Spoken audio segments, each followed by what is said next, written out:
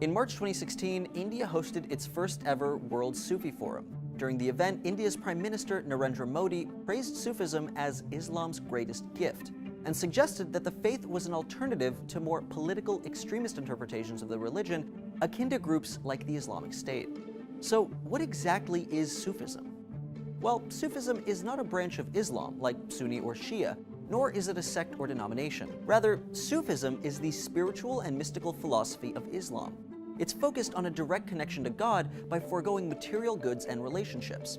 Not unlike Christian monks or other ascetic groups, Sufis dedicate themselves to Allah through meditation, repetitive prayer, and non-violence. But while the concepts of Sufism are inherent in all versions of Islam, practitioners who wholly dedicate themselves to spirituality are called Sufis. Sufism arose less than a century after the founding of Islam. At the time, many Muslims were concerned with the religion's increasing materialism, which they believed would interfere with a spiritual connection with God. The word Sufi is an Arabic term for mystic, which itself was derived from suf, or wool. Sufis have historically worn wool as rejection of worldly clothing. By about the 11th century, Sufism had adopted a system of fraternal groupings, called orders.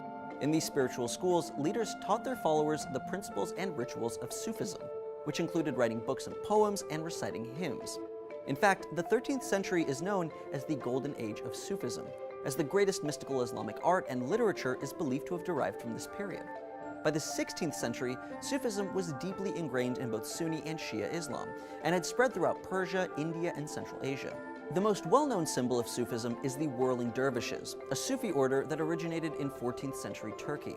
It's known for its repetitive spinning dances that unite the follower with God, and is a popular tourist attraction in Turkey.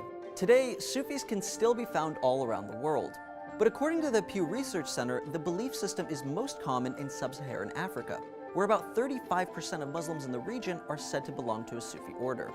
Sufism is also prevalent among Muslims in India, Thailand, and other Southeast Asian countries. Sufism has seen a resurgence in popularity as a direct alternative to the growing radicalization of Islam. Sufis have a legacy of philanthropy and missionary work, and are known for their nonviolence, tolerance, and personal sacrifice.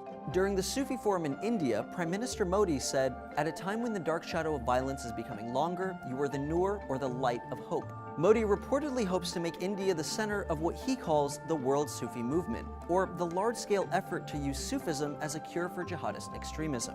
World leaders have made similar efforts in the past in countries like the United Kingdom and the United States. But whether the ascetic, nonviolent practices in Sufism can overcome the spread of radical Islam is yet to be seen.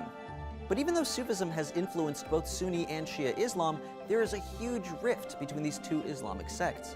Find out why by watching this video. The Sunni-Shiite conflict isn't even really about religion, it's about power. Originally, Muslims were all one group, unified under the Prophet Muhammad. Then, in the year 632, Muhammad died, and Muslims split off into two separate groups. Thanks for checking out Seeker Daily. Don't forget to like and subscribe for new videos every day.